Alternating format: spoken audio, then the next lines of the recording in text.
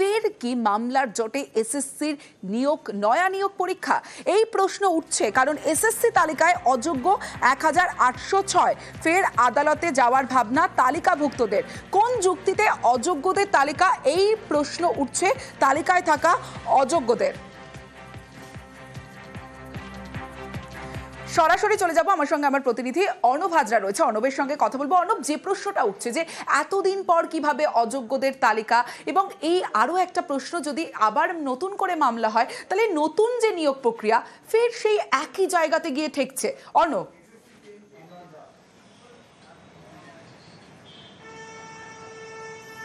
একেবারে তুমি আমি যেটা বলতে চাইছি সেটা যে জটিলতা, ফের একটা আইনি জটিলতা তৈরি হতে পারে। আদতে বিষয়টা হচ্ছে এই এসএসসির চাকরির ভাগ্যটা সেই শীর্ষ আদালতের ঝুলছে। মানে কার্যত পরীক্ষাটা হবে কিনা সেটাও শীর্ষ আদালত, চাকরি থাকবে কিনা, অযোগ্যের তালিকা সেটাই বহাল থাকবে কিনা, যেটা বেরিয়েছে তার সঙ্গে যোগ হবে কিনা, পুরোটাই আদালতমুখী হয়ে যাচ্ছে। অন্তত এসএসসির এই নবম, দশম, একাদশ, দ্বাদশ শ্রেণীর নিয়োগ প্রক্রিয়াটা তা বলার অপেক্ষা রাখে না। কারণ ইতিমধ্যেই গতকাল দু দফায় মাঝরাত পর্যন্ত যে ১৮০৬ জনের তালিকা প্রকাশ করেছে দাগি হিসেবে, চিহ্নিত অযোগ্য হিসেবে, সেই তালিকায় যাদের নাম রয়েছে, অযোগ্য হিসেবে যারা নাম দেখতে পাচ্ছেন, তারা প্রশ্ন তুলছেন, তারা বলছেন তারা আদালতে যাবেন। কারণ তাদের যুক্তিটা হচ্ছে কয়েক সপ্তাহ আগেও তাদেরকে অযোগ্য বলল না এসএসসি, তাদের ফর্ম ফিল আপ করতে দিল, তাদের অ্যাডমিট কার্ড দিল, যে অ্যাডমিট কার্ড নিয়ে তাদের ৭ সেপ্টেম্বর আর ১৪ই সেপ্টেম্বর পরীক্ষায় বসার কথা।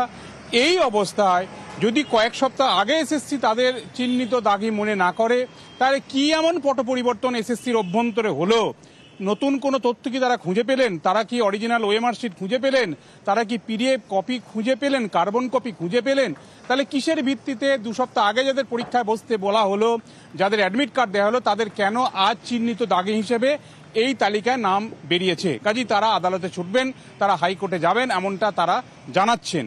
যদিও বিচারপতি সৌগত ভট্টাচার্যের বেঞ্চে এই মামলাগুলি হওয়ার কথা, বিচারপতি সৌগত ভট্টাচার্যের এর আগে একাধিক মামলার প্রেক্ষিতে তার স্পষ্ট পর্যবেক্ষণ ছিল সুপ্রিম কোর্ট, দেশের শীর্ষ আদালত, অ্যাপেক্স কোর্ট দেশের যে নির্দেশ দিয়েছে, যে পর্যবেক্ষণ রেখেছে, অ্যাজ এ লোয়ার কি, অর্থাৎ যেহেতু হাইকোর্টের অনেক উঁচুতে এক্ষেত্রে সুপ্রিম কোর্টের কোনো নির্দেশ বা পর্যবেক্ষণের ব্যাখ্যা কলকাতা হাইকোর্টের একক বেঞ্চ করবে না। এই জায়গা থেকে হাইকোর্টে যদি মামলা হয়, সেই মামলা যে হাইকোর্টে নিষ্পত্তি হবে তা মনে করছেন না আইনজীবীদের একটা বড় অংশ। কাজী এই মামলা ফের ঘুরিয়ে ফিরিয়ে সেই সুপ্রিম কোর্টে গিয়ে পৌঁছাবে। কাজী সব মিলিয়ে ফের একটা এজলাসের লড়াই দেখা যেতে পারে, এবং এসএসসি সংক্রান্ত অযোগ্যরা পরীক্ষায় বসবে কিনা, তাদের নাম বাতিল সংক্রান্ত চিহ্নিত দাগি প্রশ্নে, এবং এই ৭ বা ১৪ তারিখের পরীক্ষা সেটাকে আর একটু পিছবে নাকি নির্ধারিত দিনই হবে, পুরো বিষয়টা নিয়ে টাকা ফেরত দেবে কারা, এই প্রশ্ন ২ তারিখ একটা মামলা রয়েছে সুপ্রিম কোর্টে বিচারপতি সঞ্জয় কুমারের বেঞ্চে। অর্থাৎ যারা চিহ্নিত দাগি তারা বেতনের টাকা তাদের ফেরত দিতে হবে, সুপ্রিম কোর্টের নির্দেশ রয়েছে। কাজেই তারা কবে বেতনের টাকা ফেরত দেবে, নাকি বেতনের টাকা ফেরত যাতে দিতে না হয়, সামাজিক যে একটা দাগ তাদের ওপর পড়ছে, সেই দাগ থেকে নিজেদের নিষ্কলঙ্ক দেখানোর জন্য একটা আদালতে গিয়ে একটা ফেস সেভের চেষ্টা কিনা, পুরো বিষয়টার একটা নিষ্পত্তি হতে পারে কাল সোমবার থেকে শুক্রবার পর্যন্ত। এই 5টা ওয়ার্কিং ডেজ নজর রাখতে হবে সুপ্রিম কোর্টে বিচারপতি সঞ্জয় কুমারের বেঞ্চে, এবং একই সঙ্গে কলকাতা হাইকোর্টে বিচারপতি সৌগত ভট্টাচার্যের বেঞ্চের দিকে। বেশ অর্ণব,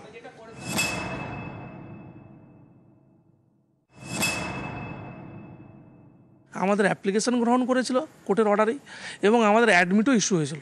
আজকে কোন মন্ত্র বলে হঠাৎ আমাদেরকে টেন্টেড করে আমাদের মানে অ্যাডমিটটাকে ক্যান্সেল করালো, এবং আজকে আবার তালিকায় উঠালো।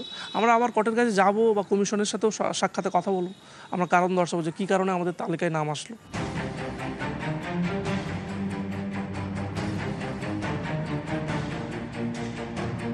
সুপ্রিম কোর্টের নির্দেশে চাকরিহারাদের মধ্যে কারা অযোগ্য সেই তালিকা শনিবার প্রকাশ করে স্কুল সার্ভিস কমিশন।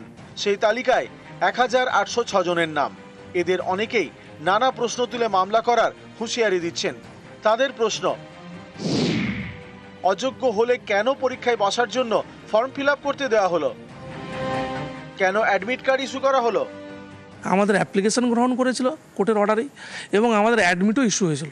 আজকে কোন মন্ত্র বলে বা হঠাৎ আমাদেরকে টেন্টেড করে আমাদের মানে অ্যাডমিটটাকে ক্যান্সেল করালো এবং আজকে আবার তালিকায় উঠালো।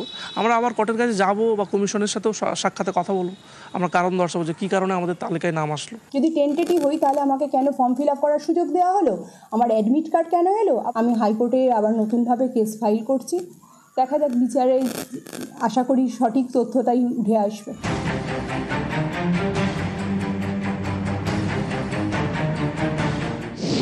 শিক্ষক নিয়োগের জন্য নতুন করে পরীক্ষা নিচ্ছে এসএসসি। দুদিন পরীক্ষা হবে, 7 এবং 14 সেপ্টেম্বর। এসএসসির দেওয়া তথ্য অনুযায়ী অযোগ্যদের অনেকেই এই পরীক্ষার জন্য আবেদন করেছেন। একই সঙ্গে নবম, দশম এবং একাদশ, দ্বাদশ শ্রেণীর শিক্ষক পদের জন্যও আবেদন করা হয়েছে। নবম, দশমের ক্ষেত্রে এমন আবেদনের সংখ্যা 1140, একাদশ, দ্বাদশের ক্ষেত্রে 1020। এসএসসির দাবি এইসব আবেদন বাতিল করা হয়েছে, অর্থাৎ অযোগ্যদের তালিকায় নাম থাকা কেউই পরীক্ষায় বসতে পারবে না। এর বিরোধিতাতেও সরব অযোগ্যরা। এসএসসি এটা কি করে নামটা আমাদের ওইমান ইস্যুর নামটা ওখানে ঢোকালো, প্রশ্ন চিহ্ন আমার এখানেই। তার কারণ হচ্ছে আমাদের নামটা ওখানে থাকারই কথা নয়, কারণ কোর্ট আমাদেরকে চিহ্নিতকরণ করেনি টেন্টেড হিসাবে, তাহলে আমাদেরকে ঢুকিয়ে দিল কেন? নিউজ 18 বাংলা।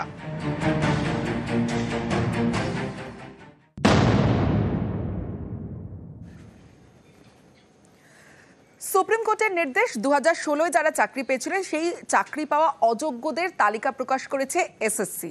আর এই নিয়ে রাজ্য রাজনীতির হাওয়া গরম। দেখুন, তাদের অযোগ্য বলে চিহ্নিত করছে কারণ এখন তারা তৃণমূলে একটু ব্রাত্য হয়ে গেছে। যে ব্যাপকভাবে খোলা বাজার বানিয়ে চাকরি বিক্রি করা হয়েছিল, তাতে যে সংখ্যাটা সরকার দিচ্ছে ওই সংখ্যাটা কখনোই সঠিক সংখ্যা নয়। যদি এটা কালেকটিভ ডিসিশন না হতো তাহলে এত বড় প্রাতিষ্ঠানিক দুর্নীতিকে একা পার্থ চট্টোপাধ্যায় টেনে নিয়ে যেতে পারতেন না। পার্থ চট্টোপাধ্যায় তো স্ট্রাইকারের ভূমিকায় ছিলেন, কিন্তু ডিফেন্ডার কোথায়, গোলকিপার কোথায়, হাফব্যাকরা কোথায়, ক্যাপ্টেন কোথায়? কোথাও না কোথাও কিছু অনিয়ম হয়েছে, সেই কারণেই কয়েকজন জেলে আছেন, কিন্তু তার সঙ্গে রাজনীতি বা দলের কোনো সম্পর্ক নেই। আজ যারা বড় বড় কথা বলছে বিজেপি, তাদের ব্যাপম কেলেঙ্কারি, এতজনের মৃত্যু, তদন্ত চলাকালীন রহস্য মৃত্যু। আর সিপিএম এর জমানায় কম্পিউটারটি ছিল না, ডিজিটাল ছিল না বলে ফুল টাইমার কমরেডের বাড়ি মানেই সরকারি চাকরি, শিক্ষক শিক্ষিকার চাকরি, এগুলো কেউ ভুলে যায়নি। সুপ্রিম কোর্টের নির্দেশ, সেই মতো শনিবার অযোগ্যদের তালিকা প্রকাশ করে এসএসসি। তালিকায় রয়েছে 1806 জনের নাম।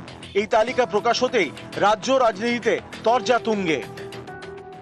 আমাদের লজ্জা আর কি, যে দাগিদের দৌরাত্মের কারণে আজকে যারা যোগ্য চাকরি করা সব সুযোগ পেয়েছিল, তাদের আজকে চাকরি থেকে বঞ্চিত হয়ে এক অনিশ্চিত জীবনযাত্রা নির্বাহ করতে হচ্ছে। এটা টিপ অফ দ্য আইসবার্গ। আর এরকম প্রচুর দাগি ভর্তি হয়ে আছে তৃণমূল দলে। সুপ্রিম কোর্টের চাপ খেয়ে এরা বাপ করছে, তাহলে এটাও তো বার করতো না। এই বোধোদয় যদি আগেই হতো তাহলে তো যারা যোগ্য তাদের তো কোনো পরীক্ষা দিতে হতো না, নাকি এর মধ্যে কোনো দূরভিসন্ধি আছে? নেতাদেরকে টাকা দিয়ে যারা চাকরি পেয়েছে, যাদেরকে টেন্টেড বলা হচ্ছে, তাদেরকে আমি অনুরোধ করব, আপনাদের নাম যদি লিস্টে আসে তাহলে আপনারাও একটি লিস্ট জারি করুন যে কোন তৃণমূল নেতাকে আপনাদের কত টাকা দিতে হয়েছিল। জেলায় জেলায় পাবলিশ করুন, না করতে পারলে আমাদেরকে দিন। পোস্টার করে করে বড় বড় কাট আউট সহ সেই তৃণমূল নেতাদের কর্মকাণ্ড বাংলার জনগণের সামনে তুলে ধরবো। সুকান্ত মজুমদার লিস্ট দেখে দেখে বলে দিই যে বিজেপির কতগুলো লোকের মধ্যে ছিল, শুভেন্দু অধিকারীর কতগুলো লোক ওই লিস্টের মধ্যে রয়েছে, পূর্ব মেদিনীপুর, পশ্চিম মেদিনীপুর, বাঁকুড়ায়, সেটা সুকান্ত মজুমদারকে দেখতে বলুন। শুধু তৃণমূল নেতা কেন, বিজেপি নেতা নেতৃত্বের নাম এসেছিল, সব শুভেন্দু অধিকারী অভ্যাস করিয়েছে। রাজনৈতিক কথা বলে বাজার ফাটিয়ে লাভ নেই ভাই। হিম্মত থাকে, সিট ধরা সোজা থাকলে যান সুপ্রিম কোর্টে গিয়ে মামলা করে বলুন এই লিস্ট বোগাস, বা এই লিস্টে অযোগ্য বলে যারা বলেছে তারা অযোগ্য না। অযোগ্যদের তালিকা প্রকাশ হওয়ার পর তরজা চরমে। সেই তালিকায় বিজেপি তৃণমূল দুই দলেরই নেতা বিধায়কদের আত্মীয়দের নাম, যেমন উত্তর 24 পরগনার পানিহাটির তৃণমূল বিধায়ক নির্মল ঘোষ, তার ছেলের বউ শম্পা ঘোষের নাম এসএসসির অযোগ্য তালিকায়।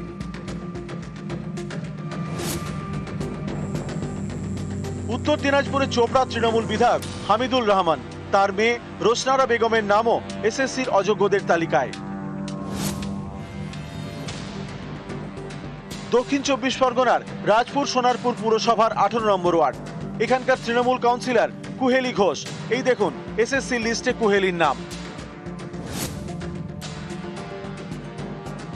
অযোগ্য তালিকায় অঞ্চল সভাপতিরও নাম। পশ্চিম মেদিনীপুরের পিংলার তৃণমূল অঞ্চল সভাপতি অজয় মাঝি, অযোগ্যদের তালিকায় তার নামও রয়েছে। অঙ্কিতা অধিকারীর নাম রয়েছে অযোগ্যদের তালিকায়। অঙ্কিতা রাজ্যের প্রাক্তন মন্ত্রী পরেশ অধিকারীর মেয়ে। কলকাতা হাইকোর্টের নির্দেশে আগেই অঙ্কিতার চাকরি গিয়েছে। উত্তর 24 পরগনার বারাসাত 1 নম্বর পঞ্চায়েত সমিতি। এখানকার প্রাক্তন পূর্ত কর্মাধ্যক্ষ তৃণমূলের ইচ্ছা হক সর্দার, তার ছেলে মোহাম্মদ নাজিবুল্লাহর নাম রয়েছে এসএসসি প্রকাশ করার তালিকায়।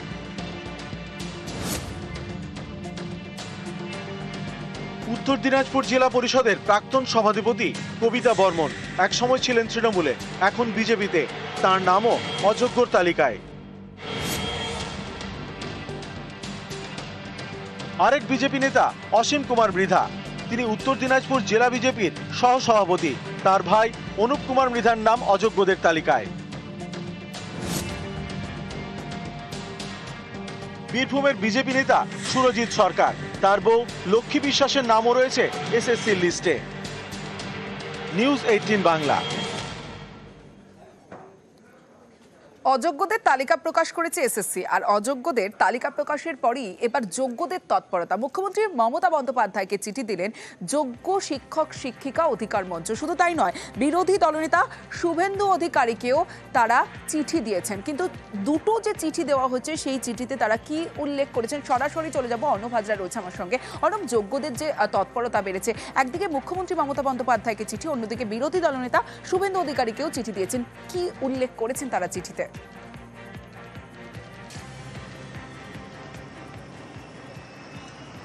দেখো, 31শে ডিসেম্বর পর্যন্ত যারা সুপ্রিম কোর্টের আদেশে চাকরি হারিয়েছিলেন আগেই, 3রা এপ্রিল 2025, তাদেরই 15,403 জন শিক্ষক বা শিক্ষিকা রয়েছেন নবম, দশম, একাদশ, দ্বাদশের। তারা চাকরি কন্টিনিউ করছেন, যে যে স্কুলে শিক্ষকতা করছেন সেখানেই কন্টিনিউ করছেন। এবং সেটা হয়েছে একেবারেই সুপ্রিম কোর্টের একটা আলাদা আদেশের জন্য, যেখানে মধ্যশিক্ষা পর্ষদ তারা আবেদন করেছিল যে রাতারাতি যদি 26,000 চাকরি বাতিল হয়ে যায় তাহলে রাজ্যের শিক্ষাঙ্গনগুলো কার্যত সংকটে পড়বে, শিক্ষক সংকটে পড়বে। সেই রকম একটা জায়গায় যে ব্যবস্থাপনা, অর্থাৎ নতুন করে পরীক্ষা নিয়ে নিয়োগ প্রক্রিয়া সম্পূর্ণ না হওয়া পর্যন্ত এই শিক্ষক শিক্ষিকা যাদের এখনো নির্দিষ্ট হিসেবে অযোগ্য বা দাগি হিসেবে চিহ্নিত করা যায়নি, এই অংশটাকে কন্টিনিউ করার জন্য পারমিশন দিয়েছে সুপ্রিম কোর্টই, বিচারপতি সঞ্জয় কুমারের বেঞ্চ।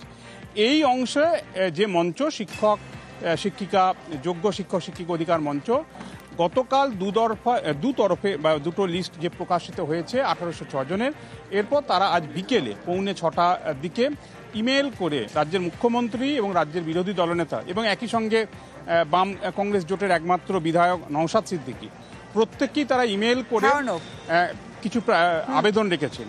এবং সেই আবেদনে নির্দিষ্ট করে বলা হয়েছে যে রাজ্য সরকার, এক্ষেত্রে মুখ্যমন্ত্রীকে বলা হয়েছে রাজ্য সরকার তাদের চাকরিতে পুনর্বহালের জন্য বিধানসভায় বিষয়টি নিয়ে এসে দৃষ্টি আকর্ষণ করে হস্তক্ষেপ করে তাদের একটা ব্যবস্থা করা হোক। এবং এক্ষেত্রে প্রয়োজনীয় অর্ডিন্যান্স জারি করে তাদের চাকরিতে পুনর্বহাল বা প্রমালগেশন, অর্থাৎ তাদেরকে অ্যাডাপ্ট করে নেওয়া, পরীক্ষায় না বসি যেহেতু তাদের চাকরিটা চিহ্নিত দাগি নয়, তাদেরকে ফিরিয়ে দেওয়ার জন্য তাদের এই আবেদন।